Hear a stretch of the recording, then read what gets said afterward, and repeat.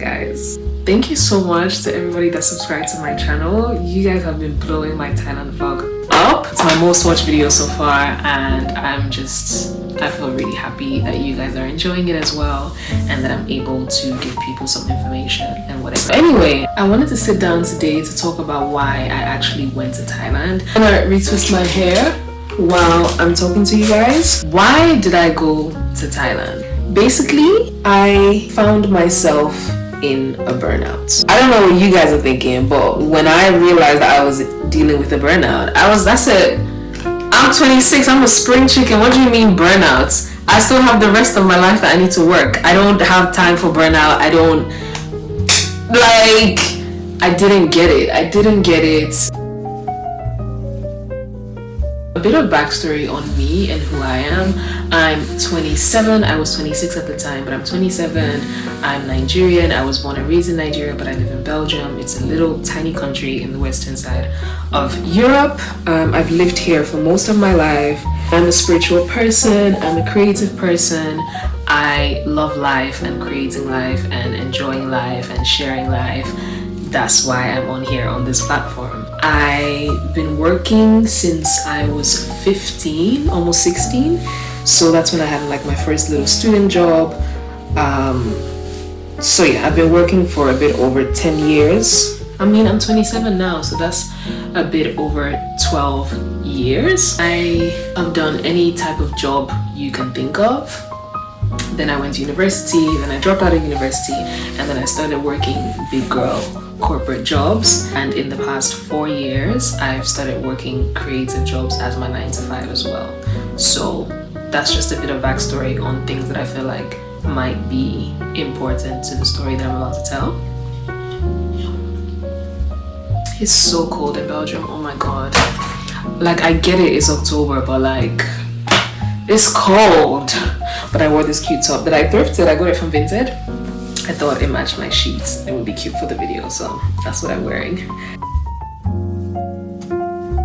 I didn't really enjoy my job because I felt like the things that I was good at weren't really being used in that specific role, and that created a type of dissatisfaction within me, coupled to the fact that it was a full-time job, so that's what I was spending most of my time doing.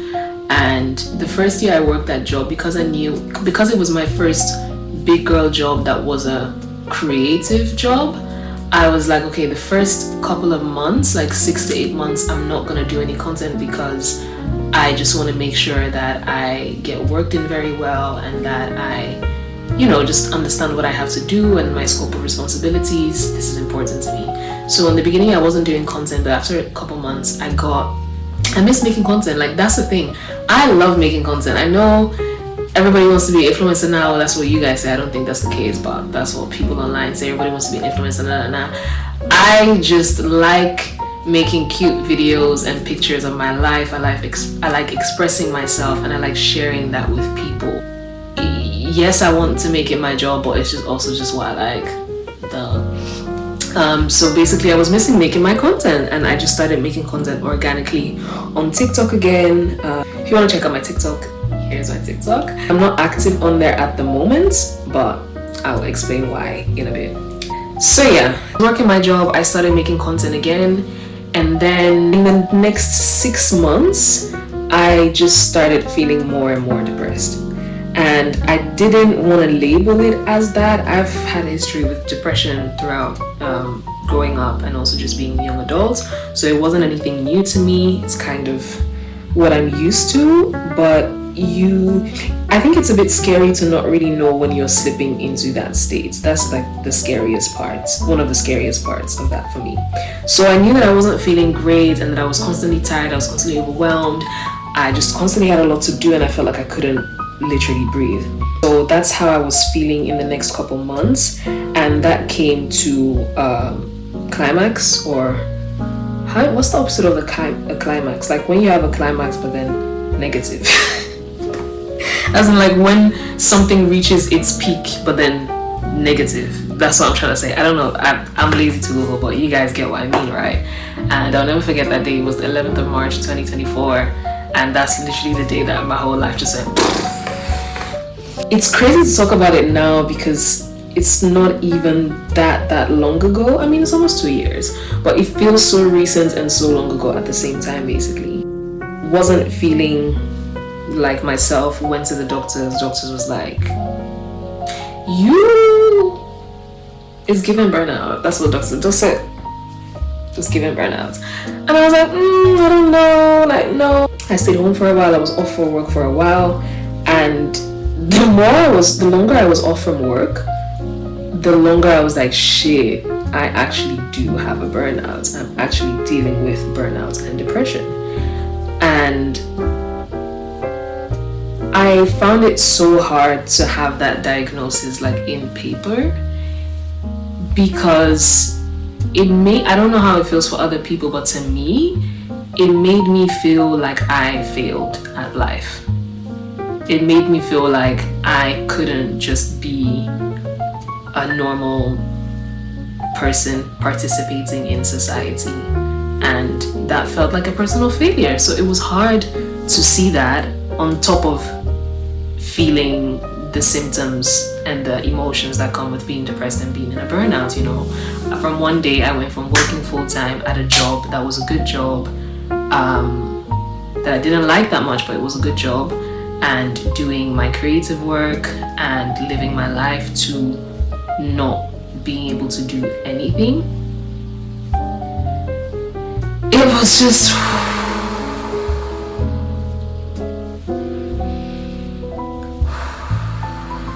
Even as I'm telling this story, I feel like my breath is just... So I need to remember to breathe.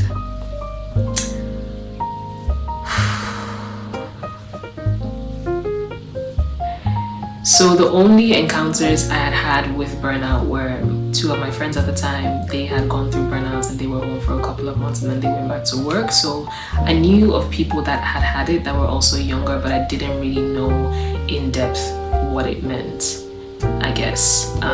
So obviously when I got my diagnosis and I was home for a while, I spoke to those friends and they were able to support me through that time and just give me more understanding and reassurance, and that was really lovely.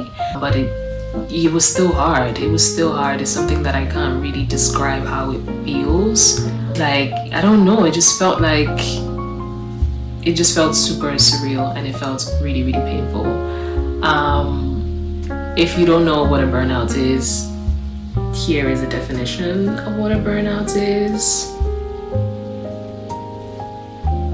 Yeah, so basically I wasn't able to do the things that I was able to do before, and that doesn't just go for work but also for fun things. So I couldn't really go out as much because I was constantly depleted, like so tired. I was sleeping a lot. I felt so disgruntled and so ungrounded in my being and in my life before having the diagnosis, but also while dealing with the burnout. And I didn't even know what to do to have fun. I didn't know what to do to really truly relax. I didn't really know what relaxation meant to me anymore, because at this point everything was stressing me out. Everything was stressing me out. I have to cook a meal that I like and that I want to make, I'm stressed. I have to go to a party, I have to look for a cute outfit because I want to make a TikTok video, I'm stressed. Everything was just stressful to me. So I love going out. I love being outside and doing fun stuff as much as I love being at home. I'm really 50-50 when it comes to that. But even planning to go out for dinner or do stuff with my friends just felt like a chore and felt like something that wouldn't give me relaxation. And now I know that that's because I was burnt out. Obviously, I don't feel that way anymore. I mean, I still do get stressed out a little bit when I have to go outside of the house, just because I'm like, oh, I have to do something. I just like doing nothing. I just like doing, like, I feel like everybody where are my people? Where are my people that just like doing nothing? I just want to vibe. I just want to lay down and just think about stuff and just think about life in a fun way. That's super fun to me. After a couple months, I started feeling a bit better in the sense that I started being able to enjoy things a bit more again. And I was like, oh, this is cool. I'm better now. Oh, do you know what I want to do? I want to do some work. And And obviously I didn't frame it like that in my mind, but I started creating content again. I went to London for a week. This was at the time I was trying to see where I wanted to move to within Europe, and like London was always very high on my list. I love London and Nigeria, like that's my second home. But I didn't know if it would make sense and if I would actually feel good there, because what I've learned from myself in the past few years is that my surroundings are really important to me, and I really need my surroundings to be a certain way to feel good and to add to my overall well-being. And I know that London is a town that, I don't know, I feel like people that live in London, they don't really like living in London. And not because they don't like what London has to offer, it's just, it's quite dreary there. And I don't know, I don't like the houses. I don't like the way the street looks. I don't, you know? Came back from London, realized that, okay, this is not the place for me to move to. And then I was kind of like, well, damn, where am I going to move to now? I didn't know what to do. And I thought, you know what, I'm dealing with this burnout. Let me face my front and let me not deal with that right now, because there's other things going on. At this time, I also started therapy. I was doing different types of therapies for different things, and I was also getting all my medical checkups, so that was also very mentally taxing. I feel like that's another thing that I learned during this journey, is that having to go to doctors and get tests done and reports and see specialists and this and that, it is so mentally taxing. Oh my god, it's a lot. Okay, cool. As I was doing my therapy, it was helping, not in the sense that I was feeling better, but it was helping me to be able to express myself in different ways, and it was clear that I wasn't going back to work anytime soon. Now I'm thinking, I have a creative career to build. I want to be a creative powerhouse. I am a creative powerhouse. I'm manifesting it and I'm affirming it. Yes. So I'm like, okay, it's been cool. It's been almost a year. Are we going back to work now? Like, come on. But no, we weren't. We weren't going back to work. We were still just there and feeling shitty. Feeling better sometimes, feeling worse sometimes, feeling shitty overall. Yeah. Feeling like, what's gonna happen next for me? Where is my life going to? I'm not really a person that has like 5-year plans or 10, but I'm an ambitious person. I have goals that I want to achieve. I have a dream life that I want to design, and I know that that's possible for me. So what do you mean you're cutting my hands off? What do you mean you're cutting my hands off?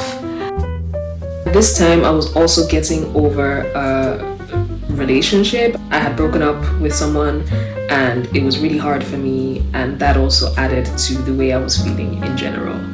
So now I'm just like, what are we gonna do? Because I'm the type of person, I always have to do something. I'm not just gonna sit there and not do anything. I'm gonna do something. And I had this ingenious idea one day. I'm gonna go live abroad somewhere for a couple months, because I can't think of anything else that's gonna get me out of this situation that I'm in now, this dire situation. I don't like where I'm living. I don't like the job that I'm doing. I don't feel good about myself. Like, I don't like my surroundings. I need to change my surroundings. Change surroundings. Surroundings are important to me and my well-being. Are you connecting the dots? So I was like, I've always wanted to just venture off into the world and go somewhere and just live a life that is completely different to the life that I'm currently living. So I started doing my research. I started watching vlogs of girls traveling for a couple months at a time, seeing what countries they were going to. I'm not proud of it, but I used ChatGPT a lot back when I didn't know that it was so harmful. But I used it a lot to plan my trip, and that in combination with the vlogs, Reddit, blog posts, Google, Facebook groups, that was me. And I was actually planning to go to Bali. I really, really love Bali. I've never been before, but it was one of my dream destinations, and I felt like I would really be able to come back into myself and just be in nature and just be still. I felt like I could really be still there. So that was the plan. I was gonna go to Bali. I had gotten all my paperwork in order, like everything was done. I had all my permissions, everything was great. And then one day I was like, oh, let me check what the weather is like in Bali to just know exactly what the weather is like. Tell me why I said rain season. Rainy season, the whole time that I was meant to be there, I said, something's gotta give. So I checked what was the closest destination to Bali that I could go to that could give me a similar sentiment, and it was Thailand. So I was like, okay, I don't really know anything about Thailand apart from the fact that a lot of people go there and they love it, but it's never really attracted me for any reason. It's also not been a place where I was like, oh, I don't want to go there. It's just I didn't think anything of Thailand. And I was obviously bummed that I couldn't go to Bali, but I was like, you know what, I'm still going somewhere, let me go to Thailand. I also enjoyed watching the vlogs that I saw of girls going to Thailand. I will say that if anybody is going to Thailand and you're a content creator, you just want to post content or whatever you want to share your trip, definitely do that, because I feel like there's a lot of travel vlogs in Bangkok and there's a lot of expat vlogs, but like in the space in between, the people that go there for a wholesome journey or a wholesome trip and want to live like a local but also like doing nice things and are young and fresh, like there's, you know, even if you're old and fresh, you can be fresh at any age. I feel like there's a gap for us. So if you do want to post your content, like it helps so many people, you have no idea. So booked my flights to Thailand. This was a one-way flight. I had nothing to do, and the fact that I came up with this plan just filled me up with so much excitement that I hadn't felt from myself in a while. Like I would wake up and this would be what I would think about. I would go to bed thinking about this. I would be on Pinterest making my board. I made a playlist. I did some online shopping. You know, I didn't have a big budget, but I had some stuff that I needed to buy just to make sure I was okay there. I got a really, really, really nice backpack, because that's another thing.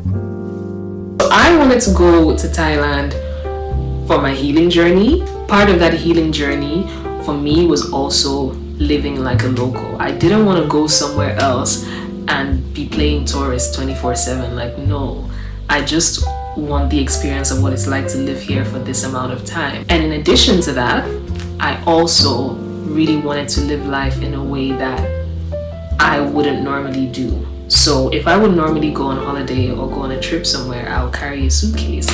But I was like, no, we're gonna carry a backpack, because what happens when I carry a suitcase? I overpack. And I'm not ashamed of overpacking. I will still overpack for any trip I wanna, if I want to. But for this one, I said no, we're not overpacking. Side note also, before I went on this trip, I had decided to get off of all social media. So I deleted the Instagram app, I deleted the TikTok app, and yeah, that was it. I was like, I'm not doing this. I'm gonna be off socials for at least the next 6 months. Being at home, not being able to do stuff, being on socials, watching people do stuff, that was also just difficult. And then the temptation to create content and to post it was a lot. So I said, you know what, I'm gonna get off socials and I'm just gonna, when there's a lot of noise, and then you just put your head or put your ears underwater and you just hear. That's what I wanted, and that's basically what I did with my life. Back to the backpack. That was something that my mom was like, you're going to Thailand with the backpack. Where's your suitcase? Like, are you gonna be like those white people? I said, Mom, what does backpack have to do with white people? It's practical, and it's a different way of traveling, because I was going to go to different cities and different places, so it would just be easier for me, because I also wanted a remote part to my trip, like on an island, which is something I did. But keep watching the vlogs if you want to see everything I did. I did so much fun stuff, guys. There's so much to share. But yeah, I just wanted to be a bit different. Like, if I'm usually an overpacker, then this time I brought one packing cube filled with clothes, and I was there for 7 weeks. I even pack more to go and spend the night at my friend's house, or to spend the night at my mom's house, or to go visit a friend for a couple of days, let alone going somewhere for almost 3 months and only taking one packing cube full of clothes. Okay, I kind of like that. And there's just something about doing stuff that's out of the ordinary for you that I really feel and have learned. It builds confidence. I would just wake up and decide on a random thing and just like, I want to do that thing. And I might be scared to do that thing, but I want to do it because I am no punk. And that's what I always say. It sounds so stupid, but I ain't no punk. Life is not gonna make me its punk. Absolutely not. As I said, I planned the whole trip with the internet, Google, ChatGPT, Facebook groups, Reddit, the whole lot. I know it may seem a bit daunting to plan a trip without Instagram and TikTok. I did feel that way at first, but honestly, I preferred it this way because I really wasn't in the mood to be going to all the Instagram hypey places and like all the I just didn't want that. I just wanted to be a person. I just wanted to be a person and not necessarily a Gen Z person, you know. Flew with Thai Airlines. Is it called Thai? Yeah, I flew with Thai Airlines. It was amazing. It was really good. It was a really good experience. They were really friendly. Everything was comfortable. The food was nice. It was great. So yeah, that's kind of the reason why I went to Thailand, and that's the lens I want you guys to also watch my videos. I wasn't on social media at the time. I wasn't working. I wasn't creating any content. So everything that I vlogged was literally just me taking my camera and just documenting the moment, not knowing what I would do with it afterwards. I knew that I wanted to make a vlog, but I also told myself like, okay, this is the one, because at this point I had gotten really strict with myself when it came to working. So I said, okay, I will allow you to document this trip because it's a trip of a lifetime, but I don't want you to start editing or start doing this or start thinking about like, no, we're not gonna do that. So now while I'm editing, I'm looking back at the clips and I'm like, oh, why didn't I film it like that? Why didn't I try this? Why didn't I? You were not working, sis. You were not there to create content. You were living your life as a regular human being, and now you're gonna make a nice video out of it, and that's just what it is, you know. So I learned a lot about letting go on that trip as well, and that was also the point. Yeah.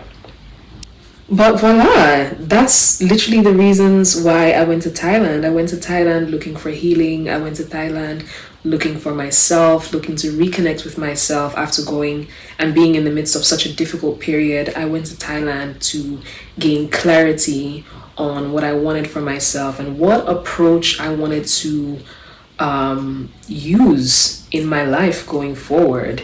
I didn't go to Thailand thinking, oh, this place is gonna save me or I'm gonna feel so crazy good after this. Like, honestly, what I've gotten from the trip was nothing I could have ever imagined. And that is also what traveling has taught me, especially solo traveling as well. Like, I've gone on trips solo before. I do a lot of things alone in my life, so it wasn't that scary for me, but it was the other side of the world and for such a long period.